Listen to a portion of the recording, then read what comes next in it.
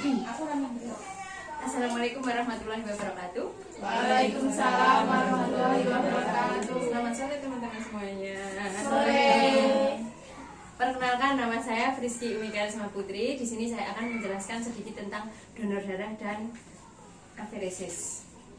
Di sini saya akan membagikan leaflet satu-satu ya. Ya.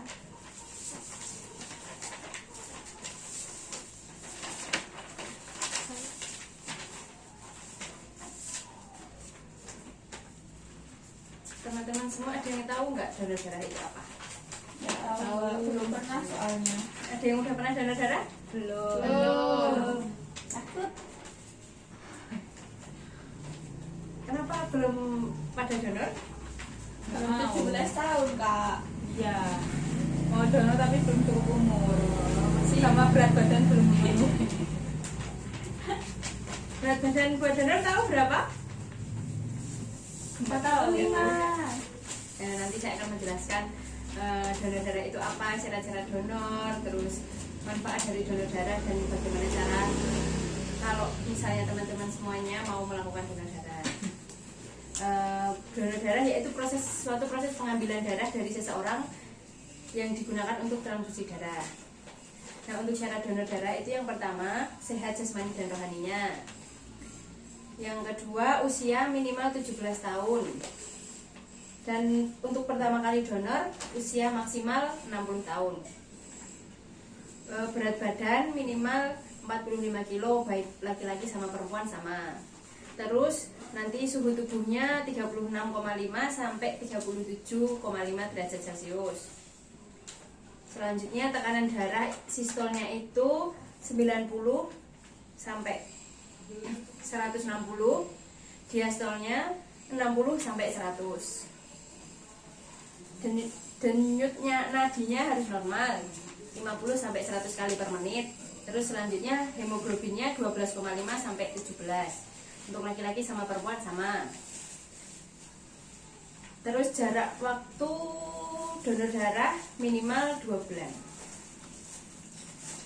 Terus selanjutnya kalau untuk alur donor darah di PMI ya, di PMI Solo itu yang pertama teman-teman semua itu harus registrasi dulu. Registrasi nanti mengisi formulir pendaftaran.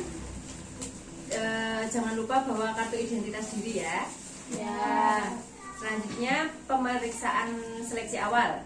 Nah, nanti di seleksi awal biasanya dilakukan pengukuran berat badan, pemeriksaan hemoglobin, sama tensi dan golongan darah, sama cek suhu tubuh. Selanjutnya kalau misalnya semua pemeriksaan itu memenuhi syarat dan sesuai dengan syarat donor, dilanjutkan pemeriksaan kesehatan oleh dokter. Nah, nanti sama dokter dilakukan anamnese sama pemeriksaan fisik kesehatan secara sederhana. Misalnya lolos, nanti bisa langsung dilakukan penyadapan. Nah, sebelum dilakukan penyadapan itu calon pendonor cuci lengannya dulu. Nanti cuci sampai siku ya, sampai lengan. Soalnya yang ditusuk di lengannya. Ya. Selanjutnya nanti proses pengambilan. Untuk proses pengambilannya itu kurang lebih 10 sampai 15 menit. Normalnya laki-laki sama perempuan sama. Terus setelah selesai biasanya nanti langsung dapat snack sama kartu donor. Setelah itu pendonor bisa nanti istirahat. Ada kalau misalnya mau donor di PMI atau salah satunya PMI Solo gitu, biasanya ada ruang pemulihannya, bisa istirahat di sana. Terus selanjutnya siapa saja sih yang nggak boleh melakukan donor darah? Ada yang tahu nggak? Selain itu Orang yang sakit, ada lagi menyusui. yang lain tahu? Tidak tahu. Nggak tahu. Mbaknya Nggak tahu. tahu. Beberapa orang yang nggak boleh mendonorkan darahnya itu kalau yang pertama dia punya penyakit jantung, itu sudah pasti tidak boleh donor darah. Yang selanjutnya menderita hipertensi atau tekanan darah tinggi. Terus diabetes mellitus itu juga nggak boleh. Kalau ketergantungan sama zat-zat narkotika, zat-zat adiktif itu juga nggak boleh. Terus menderita hepatitis B, hepatitis C atau HIV/AIDS itu juga nggak boleh. Terus itu aja. Ada yang mau tanya lagi? Ada yang mau ditanyakan? Tanya Mbak, Apa? kalau di PMI Solo itu biasanya dapat snack isinya apa? Oh, kalau di PMI Solo itu snacknya ada susu, sari kacang hijau, sama roti. Fungsinya buat apa Pak? Itu buat pemulihan dari darah. Kan tadi darahnya diambil darahnya, otomatis kan cairan tubuhnya berkurang. Nah, itu buat mengganti cairan yang berkurang itu tadi. Kalau apa habis donor darah terus makan telur ayam rebus fungsinya buat apa? Sama fungsinya buat memulihkan kondisi tubuh dari pendonor tadi.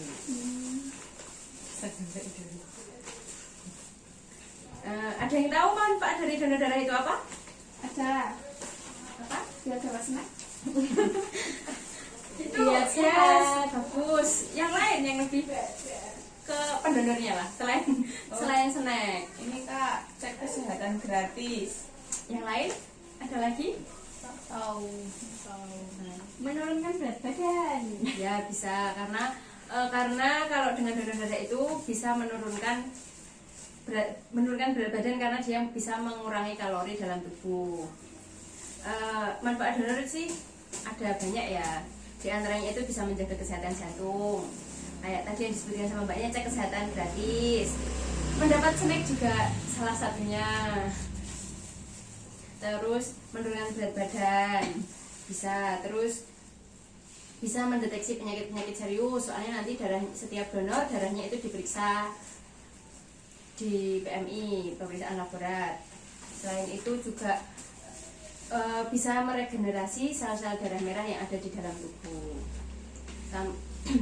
Sama juga bisa mendapatkan kesehatan psikologis dari pendonor.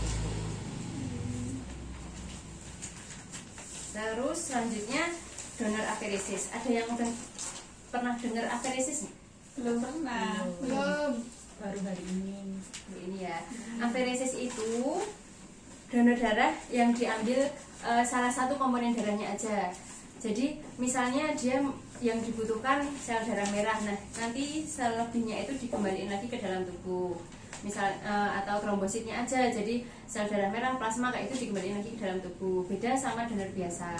Kalau donor biasa nanti darahnya diambil semuanya, jadi darah keluar itu langsung diproses, nanti diolah di laboratoriumnya di PMI. Tapi kalau untuk aferesis dia donornya pakai alat, terus juga cuma diambil komponen darah tertentu aja.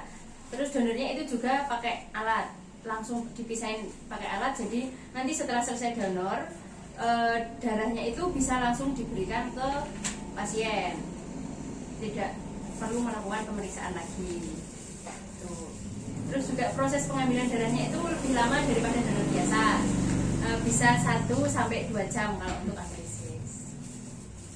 Kalau untuk fungsinya dan syaratnya itu hampir sama dengan donor biasa. Kalau syaratnya itu lebih ke nanti berat badannya itu minimal 60 tahun dan dianjurkan.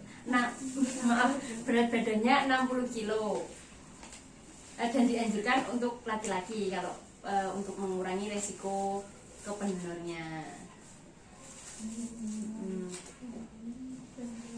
Sama kalau aferesis itu biasanya dia diambil sampel dulu, dilakukan pemeriksaan laborat dulu, baru bisa diambil darahnya. Sama dilakukan pencocokan kepada pasien, baru dia bisa diambil darahnya.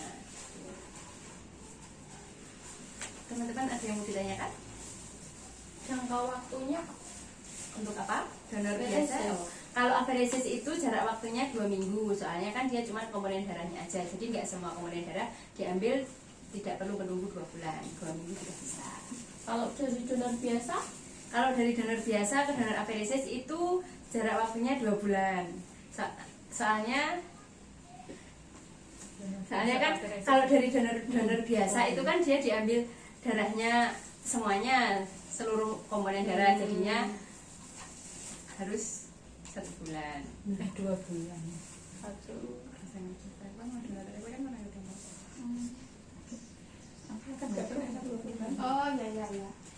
Oke. Sekarang dengan ya sedikit yang saya jelaskan, teman-teman semua ada yang pengen nggak mau melakukan donor darah? Pengen. Takut, tapi berat badan nggak memenuhi. Takut kenapa? Masih takut sama apa? Jarumnya kan gede, Mbak. Kan belum pernah donor, kan belum tahu. Nanti dicoba dulu, kalau setelah donor baru Katanya kok. katanya. Makanya jangan mendengar katanya aja, dicoba. Kan efeknya ke dalam tubuh kita itu bagus, jadi nggak ada salahnya dicoba. Besok ya. Kalau udah 17 tahun. Ya, umurnya berapa? 16. Oh, ya nggak apa-apa, bentar lagi ya. Berarti mungkin tahun depan ya, berarti bisa Iya. bisa donor darah. Ya. Yang lain? Tanyakan? Tidak sudah. Jangan. Ya, mungkin ya cukup sekian ya yang bisa saya sampaikan. Kurang dan lebihnya mohon maaf. Nanti misalnya ada yang mau ditanyakan lagi, bisa menghubungi saya secara pribadi ya. Nanti di situ sudah saya kasih nomornya, nomor telepon saya. Nanti bisa WA, telepon atau SMS juga bisa. Nggak ada Mbak. Terima kasih atas waktunya. Ya. Selamat sore. Wassalamualaikum warahmatullahi wabarakatuh.